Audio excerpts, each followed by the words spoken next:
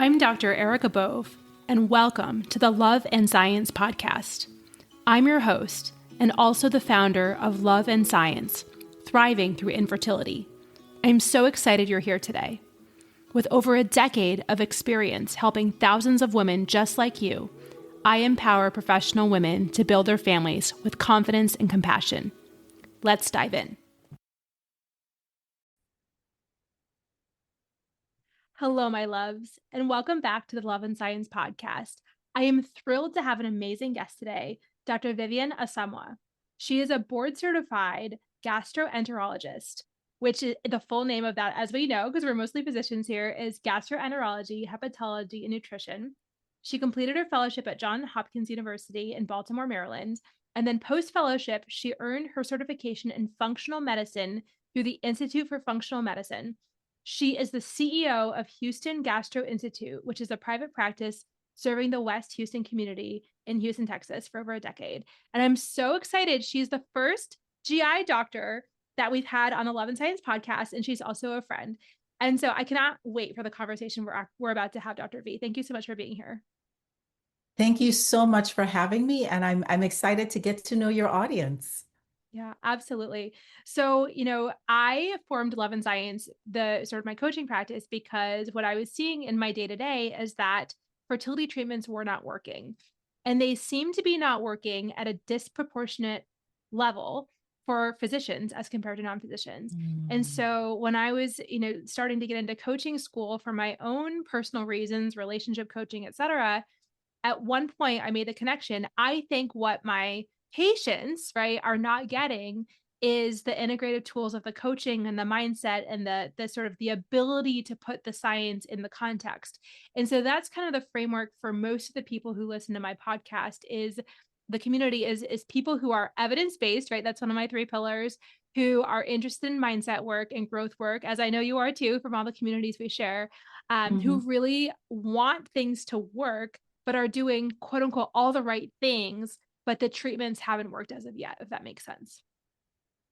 I Yes. completely understand. Yes. Yes. Yes. So when we decided to talk today, sort of many moons ago when I invited you to be a guest, we started to talk about what you see in your functional medicine integrative GI practice. And, the people who come to you are very similar to the people who listen to this podcast, right? They're people for whom things are not working. There's something that hasn't been figured out, and they come to you to put the pieces together. So I would love to just understand a little bit more about the type of people you see in your practice and how you approach their care as a GI doctor. Yeah, no, that's a great question. And I think it's really the way I practice kind of evolved over the last maybe 5 to 7 years because I think society evolved, like so many things evolved, right? Post-COVID, we saw a huge shift in the way people were eating and the way people were drinking and the way people were interacting and looking at the impact of the virus itself. But even before that, I noticed that as a gastroenterologist, I didn't get a significant, at least I felt like I didn't get enough training in nutrition to be able to really implement it and in my practice of gastroenterology. We were trained to think like internists. There was a lot of, procedure-based, testing to go with that. And then you churn out a result, like a diagnosis and a treatment approach.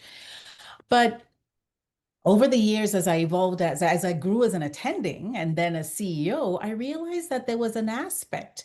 And for me, it was almost the soul of the practice is really where I think you become a holistic and integrative provider or physician. Let's use the word physician, where you now see your patient as a whole person, not just a diagnosis of IBS or Crohn's disease, but as a person that has, spiritual needs, that has spiritual in terms of what nourishes the soul and what nourishes the body, right? Nutrient wise, needs connection in a different way, needs a different type of coaching to go through whatever they're going through in terms of, we see a lot of people with chronic gastroenterological issues like Crohn's disease that you live with for many, many years. So how do we support their their anxiety? How do we get them beyond depression? And what's driving that? A lot of the times it's the disease itself. It's that chronic illness or that, and maybe with some of your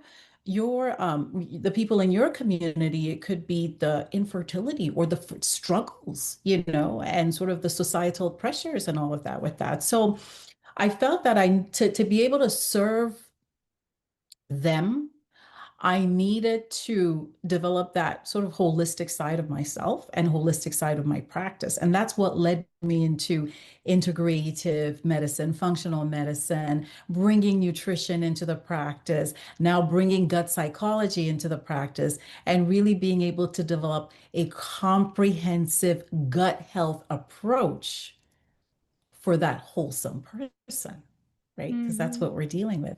And so that's, I started seeing patients who, said, I understand you're giving me something for constipation, but I feel like I'm just putting a Band-Aid over the issue. Why am I constipated, right? Mhm. Or why did I get autoimmune disease? Is there anything that I can do? And patients were looking to feel empowered and also feel like they could really get some a deeper understanding of why they were dealing with whatever situation they were dealing with, whatever chronic illness, and also looking for ways to be able to not just survive, but thrive beyond. Like, how do I overcome this? How do I get on the other side? What tools do I need to be that person who can go through this, but still come out victorious, right? So Mhm. that's kind of it is a very spiritual journey for me, I think, with my That's patients. Yeah. fascinating. And I think the irony of being a board certified gastroenterologist and still saying, geez, there's a lot that I don't know about nutrition. There's a lot of that. And this is what I found in my practice. I'm board certified. I'm not helping people. There's a disconnect. And how can we bridge that gap? Right. And so Yeah. what I'm hearing you say is you take a holistic approach to each patient in front of you, which involves the whole person, their spiritual needs, their physical needs, their mental, emotional, relationships, all the things. And you try to get at the root cause, right? And then from that space of understanding what is actually happening for this person, then you can bring in the tools to support that particular person. Absolutely, Doc. And I Yeah. would say we try to get to the root cause. If that partnership and that collaboration is really important. It's a very important part of integrative or sort of this more holistic approach where you are not just the physician, that kind of paternalistic, I'm telling you what to do and here's a prescription and go do it, but you are open to your patient asking questions, asking deeper questions, wanting to explore different options, whether it's Eastern medicine or anything. And you are sort of their guiding light to provide them with some evidence-based resources, information, so that they're not going into this kind of like arena of people just trying to make money and, selling different things, but at least Mhm. empowering them rather than saying, oh, that's nothing. Oh, we don't believe in that. Oh, that's nothing. I think you have to keep that open mind to learn. And that's where that trust in Mhm. that partnership builds, and you have a stronger relationship with that patient. And generally, we know that those great relationships between physicians or providers in general and their patients leads to better outcomes. And we've seen it in That's many scenarios, right? so fascinating. And I love your journey, and I can just tell how much you're able to help people with this approach. Um I'm curious, so of the people that you see, well, I'm curious about the people you see with infertility, but I actually let's back up for a second and talk about gut health. Hmm. And, Okay. when I as a gynecologist, as an infertility specialist, I think about gut health. I think to myself that, okay, and this is very crude and sort of rudimentary. I think, okay, well, that the system is flowing, right? It's not too slow, it's not too fast. There's not any active areas of bleeding. Everything's in balance, and that's sort of my gestalt about like gut health. But what you're talking about also is like the gut brain axis and the gut brain connection too, and how central that is to this piece as well. So, would you like with your more nuanced approach and definitions, what would you say like gut health means to you and the people who you're able to help? Like when you've had a successful patient case, what does that look like? Wow, that is such an amazing question. I've been on so many podcasts and no one has asked me that question in that way.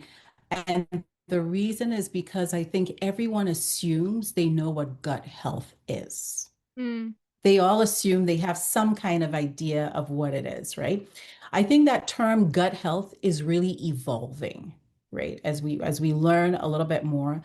But if I look back at the patients that I've worked with over the years who've come in with this question, I think what you're saying about things are flowing is right. That's number one. Motility is on point, right? From mouth all the way to anus, things are flowing. And we know that getting the pooping, defecation, which is our professional term, the right way to say it, is extremely important to eliminate waste, toxins, metabolites of medications from your system. So very important. Number one, very true. The second M, I would say, is that microbiome that we've been learning so much about over the last 20 years, right? And realizing how symbiotic our relationship as humans are with this trillions of bacteria, virus, fungi, parasites even that live in our gut, and how much they're like a little, factory inside our gut, making nutrients, helping us digest, really providing us with the right neurotransmitters. Unbelievable how important those little bacteria are in our daily mechanisms and everything we do at a very, very cellular level. And then the third thing I think that is really important when it comes to gut health that we're hearing a lot more about in the last, I would say in the last 5 to 10 years, is that the gut organ axis, right? Not just what's going on in that microbiome, but how does it affect each human being in a very systematic way. So systemic way. So we hear about the gut brain axis and that bidirectional pathways, right?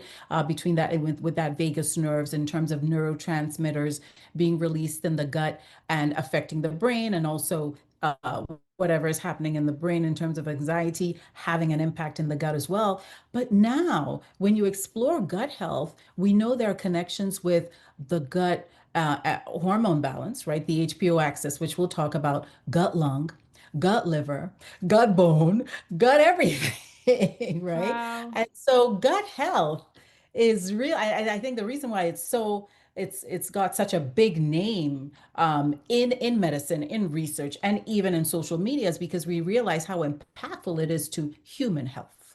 Hmm. And so for me, those are the three areas of gut health that I look at and I evaluate when I'm trying to assess a patient's, gut health. Yeah.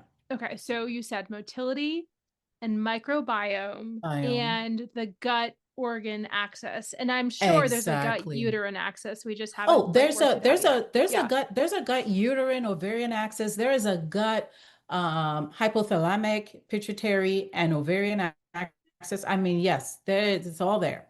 Yeah, It's so fascinating. Okay, absolutely. so that makes a lot of Yeah. sense. So then what tools are in your toolkit to help, maybe specifically related to people you see who also have infertility? Who also have, that's a great question. So, when Yeah. we were talking about this podcast, I said, do you ever have patients coming to you that say, is there anything I can do to improve my gut health that could possibly improve my chances at having at fertility, at Hmm. being able to have a child? And that's what I hear in practice, so I think I believe because people know that I'm practicing a different way. I do get patients referred to me even from fertility experts, saying, let's not only should maybe your patient has hepatitis B or C and we want you to evaluate that, but this patient is also interested in assessing their gut health. And so I usually start with a sort of a foundational consultation where I'm explaining, just like you asked, what gut health is, where we are in the science right now, and what is evidence-based and what's not evidence-based. But I start with the foundations of nutrition and lifestyle. Those are the basic foundations, right? And trying to assess, well, these are the things that feed your gut health or your microbiome. And so where are we with respect to that? And we know there's definitely, I mean, at this time, there's certainly data that has shown that dysbiosis and fertility issues are associated. Now, whether it's causation or just a consequence of, we don't Mm. know, but there's definitely data showing that. So I do get patients who may have chronic gastrointestinal issues like Crohn's disease, Mm. where they have perianal fistulas or enteroenteric fistulas. Those are connections because of inflammation in the bowel, or patients who have celiac disease, an autoimmune condition that we know can affect fertility in some patients, or even patients who may have. I was thinking of one more, fatty liver with Hmm. what we now call metabolic associated steatoliver disease, who have insulin resistance issues and suffer from PCOS and have fertility issues. So those are, I would say, are the categories of Yeah.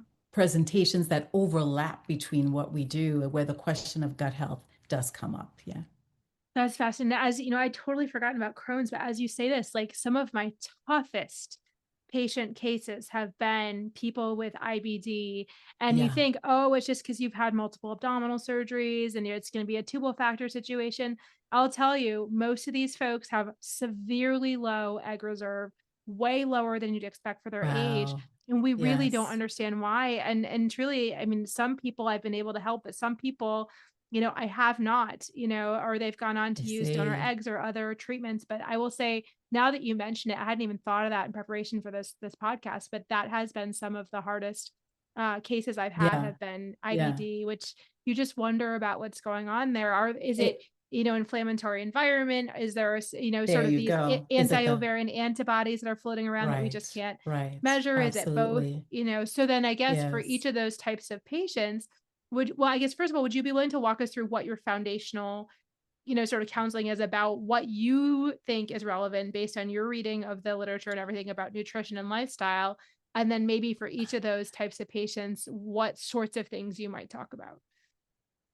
Absolutely. So when we get on the conversation of fertility, and you are the expert, I have what I generally know, and I start off with, it's complex, right? It can be Hmm. influenced by genetics, by the environment, by lifestyle. And when we say environment, that's where nutrition comes in, right? That's where nutrition plays a role. And I think that it's important for them to sort of understand a little bit about the science behind it before diving into, well, what can I do? So I Yeah. talk about the complex relationship between diet, the gut microbiota, and female fertility, really with that focus on that hypothalamic pituitary ovarian axis and the microbiota and the gut brain connection in general. But we clearly know that when there's chronic inflammation throughout the body, we know that if there's dysbiosis in the situation of Crohn's disease, which I think is really interesting that you mentioned this, because I think it would be interesting, it would be exciting to do a study and look at the microbiome of our patients with Crohn's disease and how that correlates with the AMH, right? The anti-malarian, is that right? Yeah, you got it. Hormone? Yeah. Yeah. Oh, yeah, exactly. And see if there's any correlation. But when there is dysbiosis, which is an imbalance in that gut microbiota, and I say it's like, well, you have good soldiers and bad soldiers, and you should normally have more good soldiers than sort of the bad guys, right? But if there's an imbalance in that ecosystem, we can see chronic inflammation throughout the body and metabolic issues, right? Hmm. And this inflammation can impact the reproductive system. And that's where I think we're making the strongest correlation with like conditions like endometriosis and pelvic inflammatory disease, right? And what causes this dysbiosis? Well, it could be many things, many environmental things, infection and whatnot, but the most common thing is really going to be a diet high in processed foods, what we call the Western diet, or the standard American diet, also known as the SAD diet. Okay. Oh, I've And not heard that term. yes, Okay. the SAD diet. And we know that those ultra processed foods, with preservatives and emulsifiers and excess sugar and all of those things can affect the gut permeability. Mhm. Mm, And the term that patients will always often refer to as cause leaky gut, which is a true term. We call it intestinal hyperpermeability, but it really means the same thing. And when you have leaky gut in that setting of dysbiosis, you've got a lot of pro-inflammatory compounds in the gut, like LPS, right, lipopolysaccharides, which we know is also directly implicated with endometriosis and can compromise fertility. So there are connections there just simply with inflammation. And another thing I explain to patients is that when there's dysbiosis, we know how important the microbiome is in regulating hormones, particularly estrogen. And so there are certain types of bacterial strains that produce an enzyme called beta glucuronidase. And this beta glucuronidase actually deconjugates estrogen in the GI tract. So it allows it to be reabsorbed and may even lead to higher estrogen levels, right? And studies have shown that those groups of bacterial, say strains of bacteria, are usually associated when people are eating a low fiber diet, high fat, and a lot of processed foods. And that is where we see the hormonal disruptions, right, with dysbiosis. So chronic inflammation from dysbiosis from diet, right? Inflammation can affect other things. And then the hormonal imbalance from dysbiosis as well.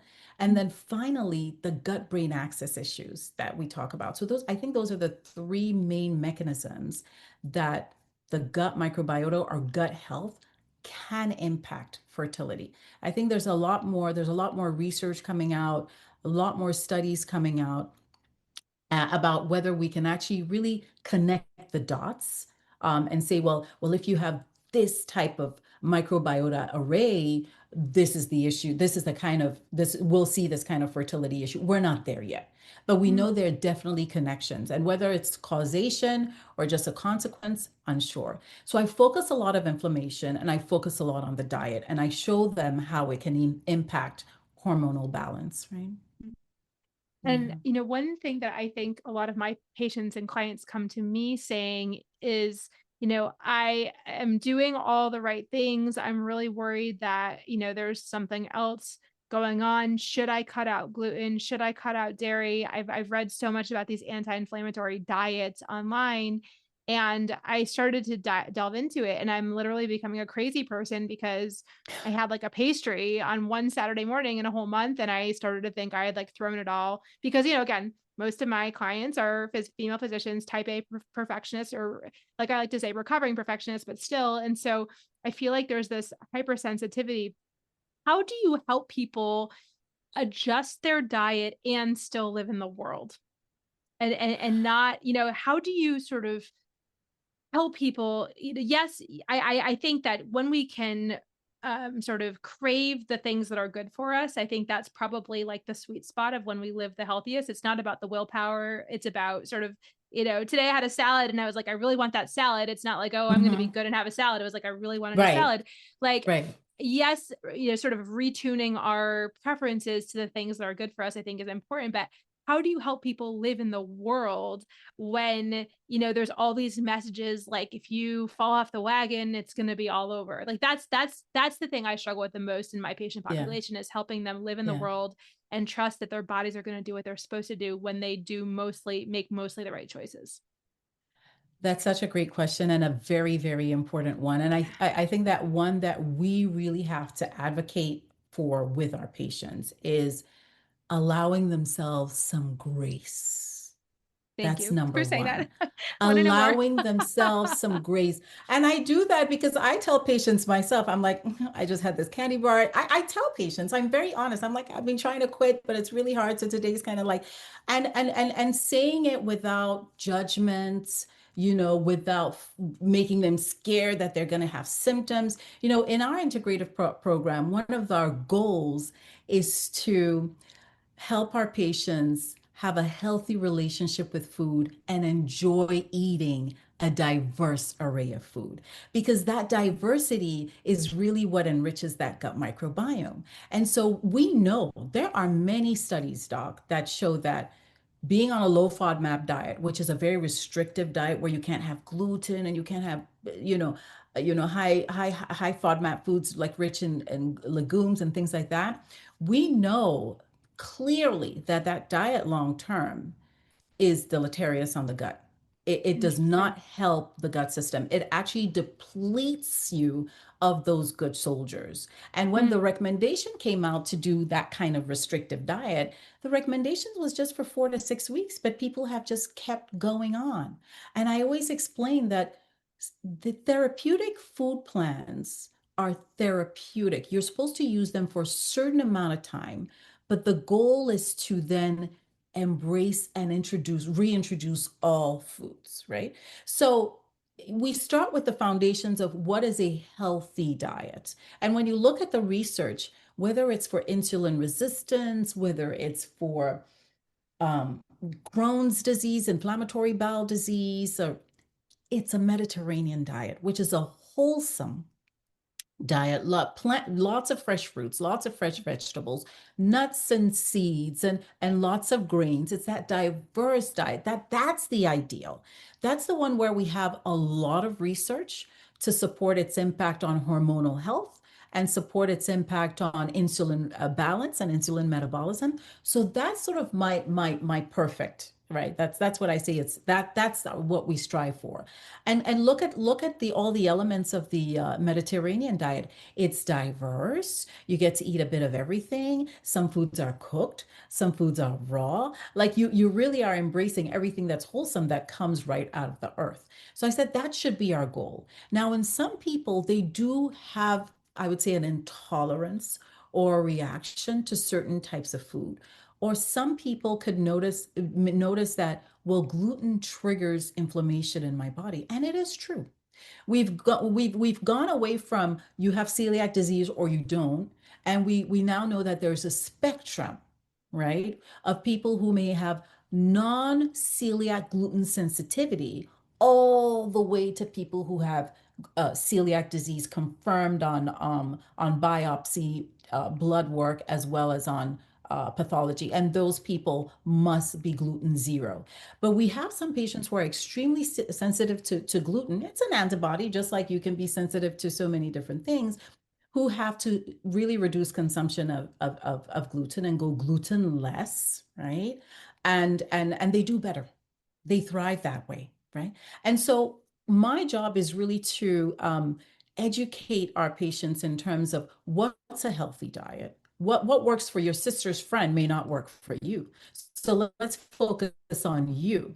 What can you tolerate? What don't you tolerate? I won't have you go gluten free if it does nothing for you, if there's no impact, right?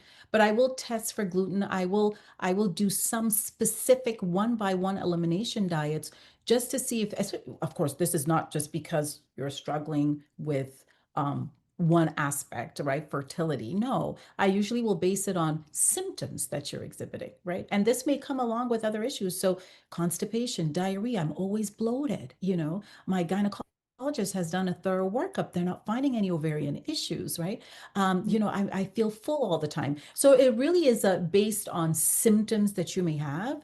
And instead of just giving you a prescription to just mask the symptom, yes, we like to go back to nutrition and say, okay, is there something you're consuming? I mean, it could even be as simple as an emulsifier, an additive, something mm, like that we're trying to tease out. And so we try and educate our patients and do one elimination at a time when if they have symptoms. And the most common ones that we notice is gluten and dairy. Those are mhm, the common two, right? Those are the common two. And in some situations, the microbiome is just off. There's dysbiosis where we don't tolerate certain foods. We're not able to break down starches the same way. We're not able to mhm, break down those legumes the same way. But if you're able to repopulate that microbiome and we'll talk about that, you can then start reintroducing these foods that you thought you were allergic or intolerant to and do mm, just fine. So that's always our goal, bringing food back. As mhm, you and want to enjoying go life. out and enjoying life. You want to go out with Yeah, your friends and go out with your family and be able to eat without being so restrictive all the time. Yes. that's so amazing. So what I'm hearing you say is that diversity is important, that our gut likes variety, that when we consciously say not this, not that, not the other, especially over long periods of time, that that actually is worse for our gut health overall, which now we know affects all the other kinds of health in our body and all the Yes. other organ systems and our brain chemistry and all those things. So we want, in my Sicilian roots, I'm part Sicilian, and my Sicilian roots are strong. They're very, very resonating with my soul that you're saying this, the Mediterranean diet is helpful, because I love Is those sorts helpful. of things. Um, but again, really that, and that's what I say with my patients and clients is, okay, well, if you think dairy may not be good for you in particular, try it without and see how you feel, right? Get a food diary and see if you feel fantastic without dairy, then guess what? Probably that's not your go-to food, right? But we're Hmm. not taught how to have that like feedback, right? We're not taught how to Yes. to have that sort of conversation with ourselves, that trial and error. Same thing with Yes. gluten. We can run the testing, but hey, how do you feel when you have gluten? If Exactly. if you take it away, do you feel better? Do you feel the same? Do you feel worse? All Yeah. of that is important data, even if we can't print it out on a sheet of paper to get that Absolutely. confirmation. So I think we need to be having these Absolutely. conversations and teaching our patients how to listen to their bodies, because I think our bodies have so much 100%. wisdom that is Absolutely. untapped information for sure. Absolutely. That is, I'm so glad you said that, because that is usually the first step. When we go through our process of an elimination diet, and we usually will, it depends on the patient. It's very, very personalized per patient, right? We'll usually eliminate a few things, and patients will say, well, how will I know if that's what's affecting me? And we say, listen to your body. Just listen to your body. It will tell you, it will guide you. And because they're going through the process, they become a little bit more intuitive about, Mm, oh yeah, I think I did remember eating this yesterday. Because some of those reactions happen days later, they're delayed, right? Oh true. yeah, and I'm now making the connection. So it's been eye-opening for a lot of patients. But to go back to what you said, just so I can put that little plug in. You asked me if I wanted to put a plug in for anything. I would Yes. say there are two food groups that we definitely encourage our patients to avoid. Okay. The first one is sugar, Mm, refined sugar. And I always say, I don't mind you having 3 servings of beans, or, you want to eat, a double portion of, I would rather you have that with some protein than sugar. And if you are consuming sugar, because sugar is pro-inflammatory, that is a fact. And if you are refined processed sugar, and if you are consuming sugar, what alternatives, sugar alternatives, are going to be easier in terms of glycemic control and mhm. reducing inflammation in your body? And I say there are many options out there right now. Look at options like monk fruit, look at stevia. Those are all options. Look at organic raw honey that's local, that's grown in your neighborhood, because that has a lot of protective effects for you. So that's the first thing I try and switch in their pantries, is that sugar. The second thing, especially for women over the age of, I used to say over the age of 40, but now I go back over the age of 30, is alcohol, Mhm. because sugar is alcohol. And Yeah. now the data is just vast about the impact of alcohol, not just on the liver, but the increased risk of at least 9 different types of cancers, right? Wild. And in women, consumption, and the way our body metabolizes alcohol is very different to our male counterparts. So we are definitely more affected. So sugar, and of course, alcohol turns into sugar anyway, right?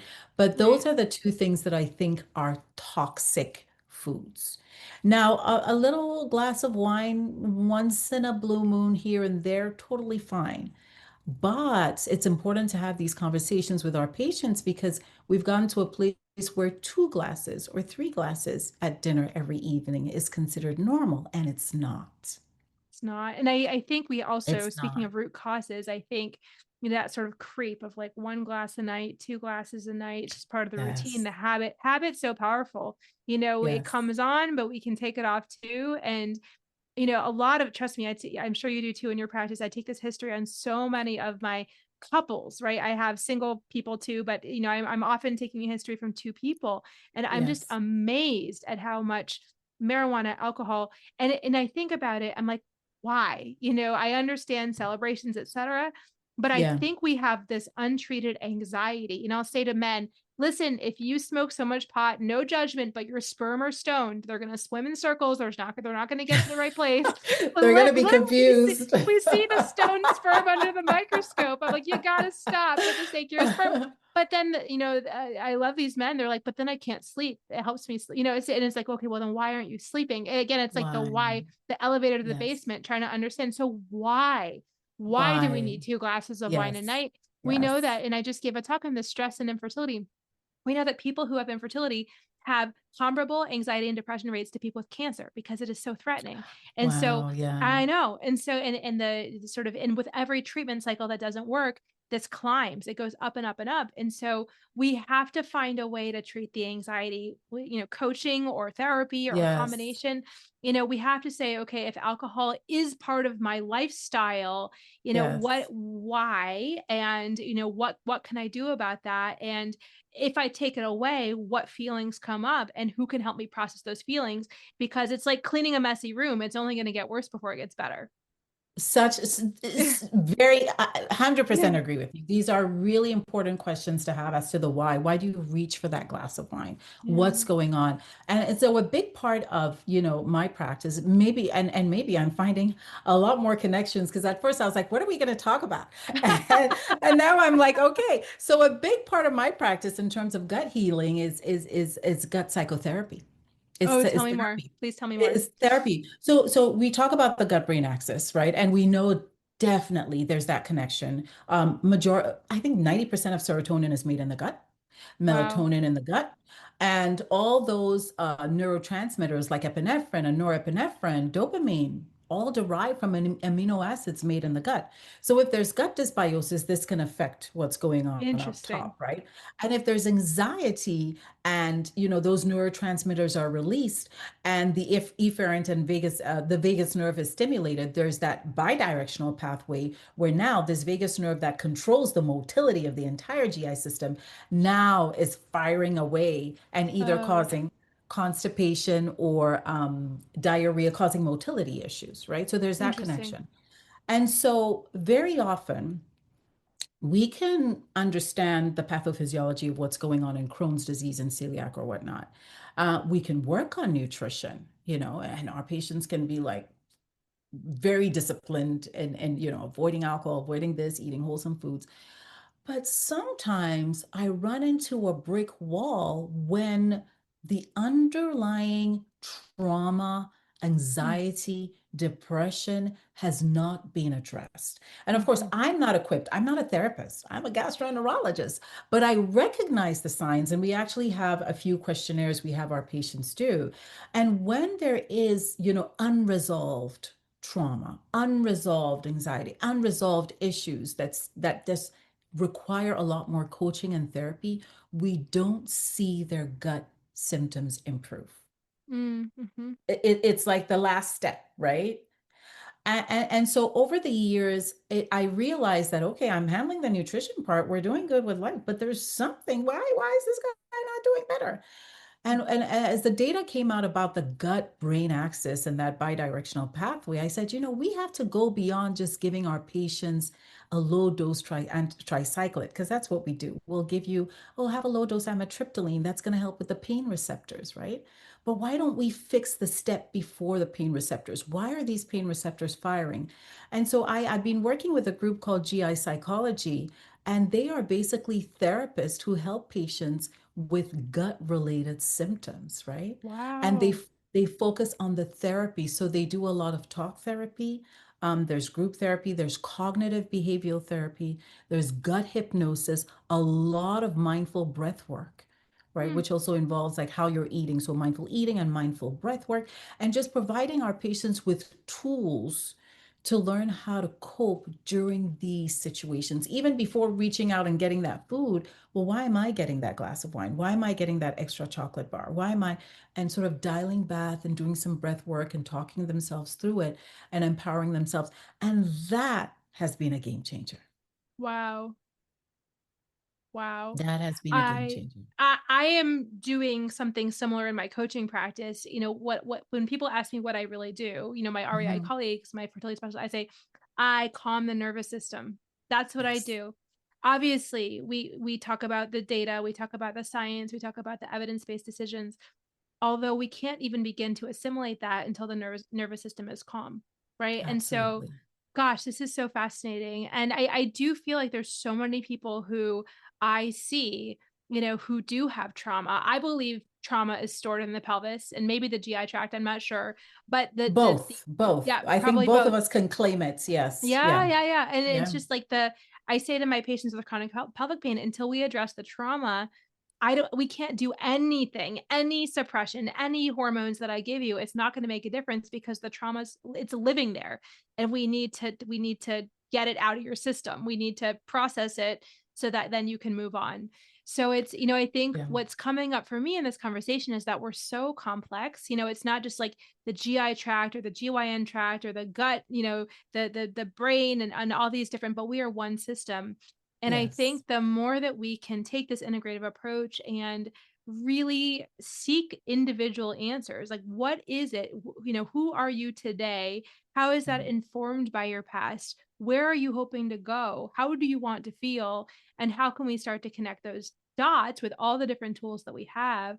That seems to be the best way. But I don't think most people are doing this. I think that's why modern medical care is failing most people, is because I think that this is a very new understanding. And maybe it's very old. There's Eastern medicine that kind of brings a lot of this together. But I think in our current day, there's not a lot of people who are thinking in this way. And I think that's why we're seeing so many people who are just not getting better. Their fertility treatments aren't working. Maybe they have persistent GI issues. And we have to transcend that. Absolutely. That's, you've said it very beautifully and eloquently. And I actually think we have to go back to the roots of medicine. I don't think this is modern medicine. I think this is how medicine was I think you're practiced. right. I think you're I right. really think so. And so we are now, and then everything got siloed into these different specialties and now subspecialties. And now one person who does x-rays only does x-rays and doesn't do MRIs. And, everything is becoming such a subspecialty. But we need to, one, learn to work together as a community to Mm, help our patients heal, right? And we also need to empower our patients with the knowledge that the healing begins within, and to yes. stop expecting us to give me a prescription, give me a supplement, give me a this. What test can I do that's going to, no, no, no. The healing really begins Mm, within, and we are just vessels. We are advocates going along this journey with them and just being very open. So yeah, I agree with you. And I hope medicine is going to shift in that direction. And some people get nervous about AI, but I have a feeling that AI may take us back to that how it used to be and when it worked and when we really talked to our patients and saw them heal by just holding their hand or giving them a hug and really just going mm, back to that. And and maybe that's where we as physicians really now have, or I would say any practitioner, right? Anyone who's in the healthcare space that cares for patients now really holds their value in that relationship, really kind of connects with the patient that way. Yeah. Oh, this is so Yeah. beautiful and so powerful. So where do you obviously you have your Houston office. Where can you see patients? Do you do any telehealth? Like I'm just thinking of all the people who are listening to this who are like, Yes, I want to yes. see Dr. Vivian. Yeah. Yeah. So our practice is, I have a sort of a traditional bread and butter GI practice with a physical location in Houston, West Houston, Texas, actually, Katy, where we see our patients referred by primary care, someone coming in for screening, colonoscopy, easy peasy, we take care of you. And then about the other half of my practice is my integrative functional GI practice, and that is a Mm, virtual practice. I have two amazing, actually three now amazing dietitians, all two dietitians, one nutritionist, all experts and passionate about gut health. And again, I said I didn't get that depth of knowledge in nutrition, and so bringing them on board has been fantastic for our patients because they are just a wealth of knowledge, right? And so that practice is online. It is virtual. We are licensed in 12 states. We also accept wow. coaching if you're not in a state that we're licensed with, as long as we can coordinate care with a physician, your physician in your state. So we would introduce ourselves and ask to coordinate care. But yeah, we have that. We have group programs, and we have individual one-on-one programs. And my favorite are the group programs. I have grown Mm. so much as a physician learning from my patients in group programs because they support each other, they cry together, they laugh together, they heal together. Mhm. And most of the time I'm just a bystander kind of watching that dynamic happen. And there's so much strength in community, and that's what I love about the group program. So Oh, yeah, that's so I'm beautiful. virtual. Yeah, All right, virtual is let's do it. And yeah, you yeah. probably know I have my support groups as well because that's where we see so much transformation at Love and Science too. So Yes. Oh, we have these awesome. parallel, and I think it's parallel, but I also think it's like a braid because I know that people listening to this are like, oh, I have bloating and I've wondered about silent endometriosis, but they've treated that and I'm still not getting better and all those things. Mm. And so come find Dr. Vivian, right? This Yes. is my message. Come find her. She knows what's up. She knows what's up. Yes. If you believe in what I do, we are on the same wavelength. So where can people find you?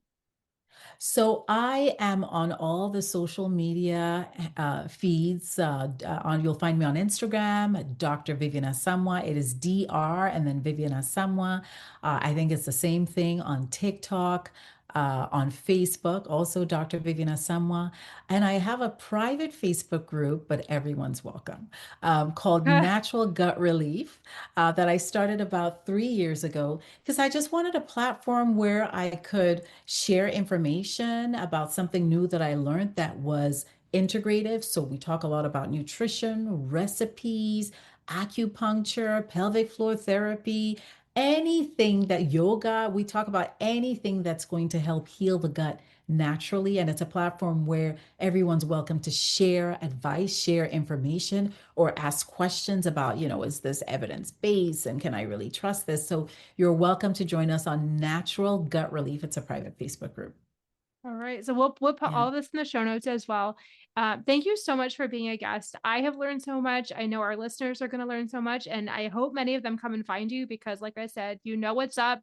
You are doing the healing, and we are all about healing at Love and Science. That's the space where things start to work. And so, anything else you'd like to add before we say goodbye for today?